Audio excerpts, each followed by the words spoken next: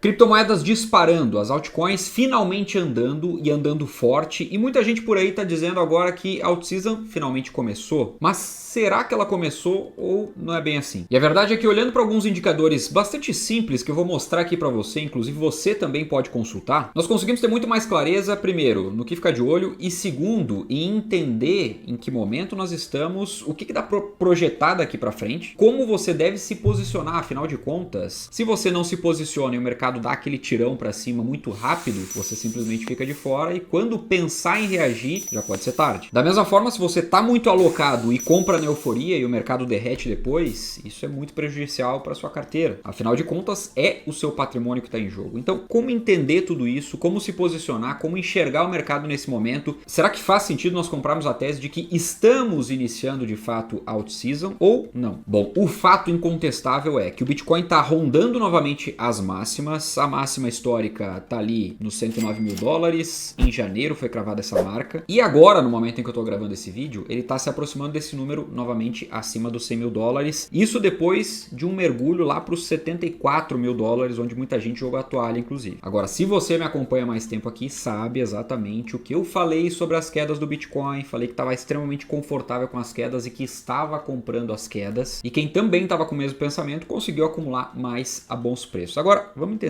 daqui para frente o que manda no jogo. Primeiramente, se a gente está falando de altcoin season, a gente não está falando exatamente de Bitcoin, e sim das altcoins. E o cenário é, se o Bitcoin caiu mais de 30%, nós tivemos Ethereum caindo cerca de 65% e boa parte das altcoins caindo 80% ou mais do que isso num relativo curto espaço de tempo, de dezembro, janeiro até abril. E a gente precisa entender o contexto, e o contexto é que os investidores iniciantes estão bastante machucados. O que mais se vê por aí de quem entrou no mercado em novembro, dezembro, janeiro, eu tô só esperando recuperar o meu patrimônio para poder sair do mercado. O que a gente sabe que, na verdade, é puro viés. As pessoas que falam isso, que falam que vão fazer isso, na verdade não entenderam absolutamente nada sobre o mercado. Mas existe essa reação dos chamados sardinhas, que são os investidores iniciantes, os investidores menores, e eles acabam fazendo bastante barulho. Então, um ponto que eu preciso chamar a atenção aqui é para você não comprar esse barulho, não entrar junto na onda de entrei no mercado, o mercado afundou, aí depois voltou, recuperei meu patrimônio, se é que vai recuperar, né? Porque dependendo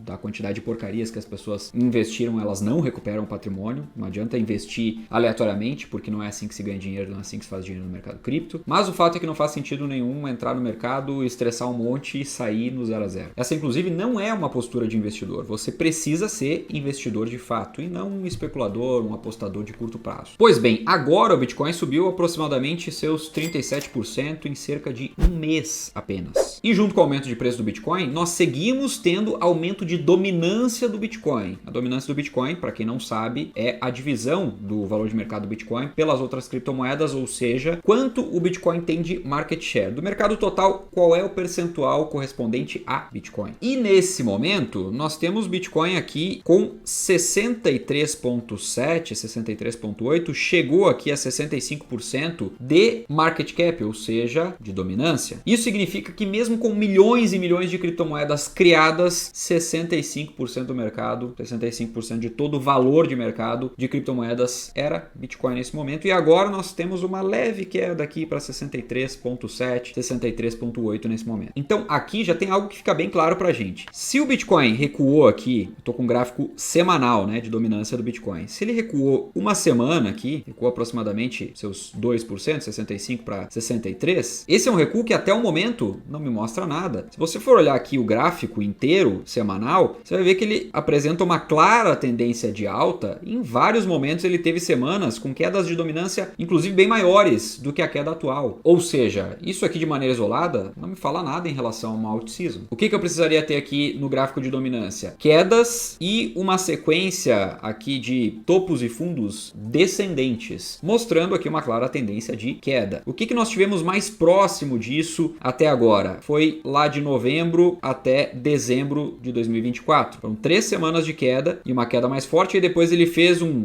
topo aqui descendente e precisaria ter feito aqui em janeiro um fundo descendente também. Só que não foi o que nós vimos. Ele recuperou aqui e seguiu subindo a dominância. Então, enquanto nós não tivermos um cenário de queda de fato, de tendência de queda de dominância, nós não vamos ver uma alt-season. Bom, o que precisa acontecer na prática para que a dominância dominância do Bitcoin caia e nós tenhamos sinais de alt-season. Como eu falei, a tendência de queda, mas a tendência de queda não com queda do Bitcoin, e sim com alta do Bitcoin e uma alta ainda maior, substancial, com volume de altcoins, principalmente puxada nesse momento, é o que a gente precisa, pelas maiores altcoins do mercado, as mais robustas. E isso significa necessariamente que a gente precisa passar por altas robustas de Ethereum, Solana, BNB, XRP, ou pelo menos aí umas 8 dentro das top 10, performando bem e acima do Bitcoin. Inclusive, deixa eu te mostrar outra coisa aqui, que é o gráfico do Ethereum contra o Bitcoin. De novo, o que nós temos aqui? Um sinal de alt-season. Esse aqui está um pouquinho melhor do que a dominância do Bitcoin. Por quê? Porque nós estamos entrando na terceira semana, forçando um pouquinho a barra aqui, porque essa aqui foi praticamente 0 a 0, mas nós estamos entrando aqui na terceira semana de alta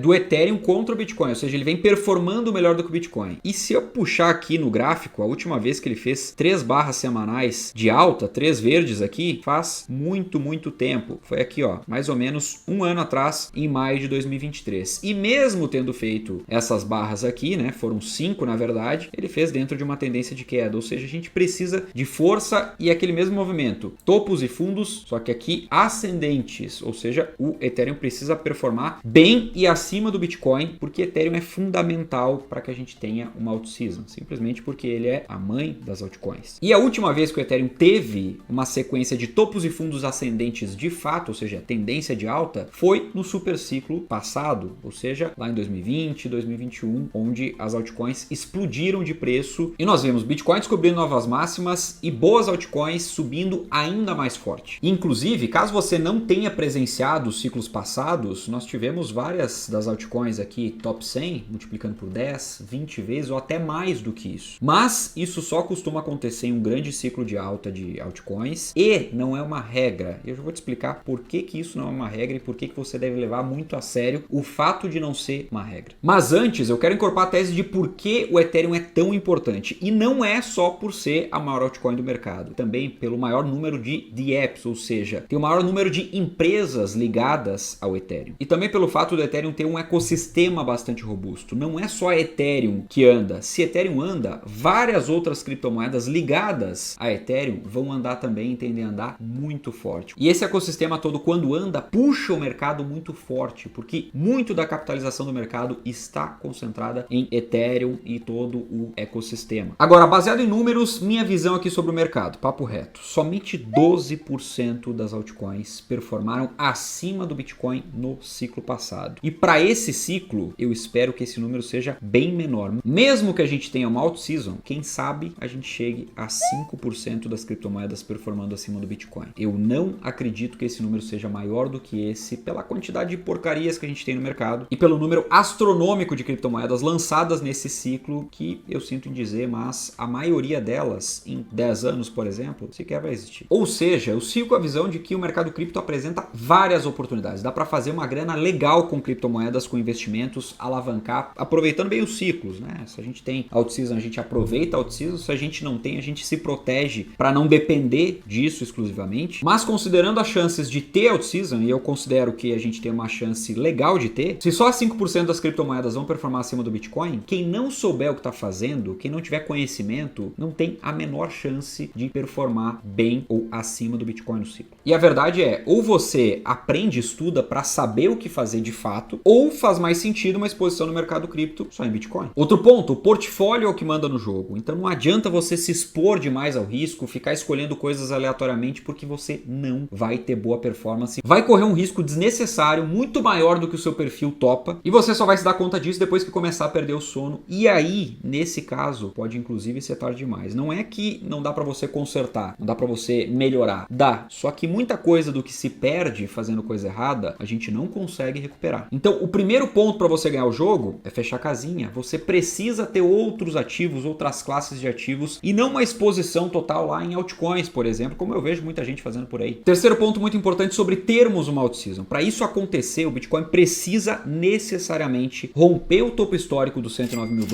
e subir forte com volume acima do topo anterior, porque só assim as altcoins vão puxar parte do fluxo de capital, do capital de risco alocado também no Bitcoin e em outras classes de ativos para ela. Ou seja, o mercado precisa ter um apetite grande liberdade a risco e a gente consegue observar isso através do apetite. Primeiro no Bitcoin, para depois em outras camadas nas altcoins. Quarto ponto, eu de jeito nenhum ficaria de fora do mercado nesse momento. Porque sim, apesar do risco de não termos uma alt-season, nós temos a chamada assimetria. E estar exposto nesse momento com uma carteira cripto robusta faz com que a tua carteira tenha um baita potencial de valorização. E se você tem outros ativos na carteira, outras classes de ativos, eles podem muito bem ser os ativos defensivos da sua carteira, e aí isso te liberta, te dá mais liberdade, mais opcionalidade, mais conforto para que você consiga, através de uma carteira cripto, aumentar o seu patrimônio sem correr riscos excessivos. Inclusive, se esse é o seu foco, seu objetivo, eu recomendo que você assine a comunidade 1%, porque lá tem todos os meus cursos de investimentos para você conseguir montar uma carteira global. Tem curso de cripto completo com absolutamente tudo que você imagina. Tem diversos bônus, aulas mensais ao vivo, suporte 7 dias por semana com grupo de debate também no WhatsApp. E de bônus, você leva a minha carteira cripto completa com todas as movimentações de compra e venda, com toda a alocação dos meus ativos, tudo em tempo real, ela sempre é atualizada. E através dela você vai saber exatamente o que eu estou comprando, vendendo, quanto e quando. Você tem a opção da assinatura anual, que tem desconto sobre a assinatura mensal, e se você optar pela mensal, saiba que ela custa aproximadamente o preço de uma pizza. O link está aqui na descrição e também no comentário fixado, eu estou te esperando lá do outro lado, então é só clicar aqui, finalizar a tua inscrição, já entra ali, já acessa todos os conteúdos e já entra lá nos nossos grupos exclusivos para alunos que eu estou te esperando lá. Seguindo aqui, um quinto ponto é: as bolsas do mundo precisam andar, especialmente a bolsa do maior de todos os mercados, que é o mercado americano, simplesmente porque mais fluxo de capital em bolsa significa claramente mais apetite a risco. E grava isso, quanto maior o apetite a risco do mercado, mais dinheiro vai escoar para cripto. E isso é reflexo de incentivos. Esses incentivos podem ser maior liquidez global, taxas de juros menores e ativos de renda variável aumentando muito de preço. Ou seja, quando determinada classe de ativos de renda variável aumenta bastante o seu preço, se tem outra classe que ficou para trás, o mercado vai naturalmente botar parte da grana aqui. Ou seja, isso é como se fosse um imã. O Bitcoin, as criptomoedas são um imã de liquidez do mercado. A gente precisa sempre olhar o mercado como uma grande arbitragem. Nós não temos uma classe de ativos andando sozinha. Elas se correlacionam. Bom, existem várias formas de olhar para o apetite a risco dos investidores em relação ao mercado cripto. Uma delas é justamente os ETFs. Quanto maior e mais crescente o fluxo de compra dos institucionais, dos ETFs, mais a gente consegue perceber apetite a risco dos investidores. Nesse momento, qual é a notícia boa? Os ETFs de Bitcoin têm recebido um fluxo maior, o maior dos últimos 3 meses, e isso reforça a tendência de alta do Bitcoin. A notícia não tão boa assim, por enquanto, é que o fluxo para os ETFs de Ethereum não estão lá muito positivos, ou seja, o mercado não está com muito apetite para Ethereum de fato, e isso, consequentemente, vai se refletir para outros ETFs e incentivos para a criação de outros ETFs e efetivação ali de ETFs de Solana, ETFs de XRP e por aí vai. Mas isso aqui não me assusta, justamente porque é assim mesmo que funciona. Primeiro o dinheiro flui para o Bitcoin, para depois fluir para as altcoins. Em resumo, não adianta entrar na onda de emocionados aí com o início de altcoin season. A gente teve muito mais sinais do que isso em dezembro de 2024 e ela não se concretizou. Então tem que acompanhar semana a semana para que a gente primeiro iguale ali o que tinha em dezembro de sinais para depois começar a pensar de fato numa altcoin season. Então vai com calma, vai se posicionando, mas cuidado para não se emocionar nesse momento. Dito isso e sem mais, eu vou ficando por aqui. Já vou deixar a recomendação desse outro vídeo para você assistir. É só clicar nele, um forte abraço e a gente se vê lá.